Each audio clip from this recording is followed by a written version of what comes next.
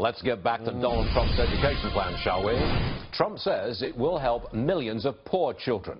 Trump also says the Democrats have trapped minorities in failing schools. Listen to this. But millions of African Americans in our inner cities remain trapped in poverty, joblessness, and failing schools. And these are the worst schools you'll ever see. The Democratic Party has run inner cities for 50, 60, 70, and even 100 years. Okay, joining me now, Fox News contributor Kevin Jackson. Kevin, what do you think of Trump's plan? Straight off the top, what do you think? I think Trump is going to do to education exactly what he will do for America, which is upend all of the federal government bogus policies that do not work. Look, Stuart, education in America is a manufacturing plant. I don't know why people haven't seen it this way. It's a business. It's a manufacturing business. And the unfortunate thing is the Democrats know that 70% of the product is going to make it off the line. So in other words, 30% of the product doesn't even make it off the manufacturing line. And if you're black, 50% of the product doesn't make it off the manufacturing line. And that's just high school. Then you get into the real manufacturing center of college, and they tell you, look to your left, look to your right.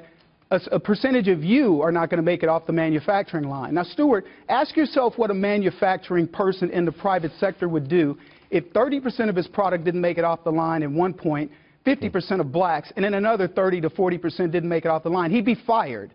We would be implementing statistical process controls. We'd be looking at Six Sigma manufacturing techniques.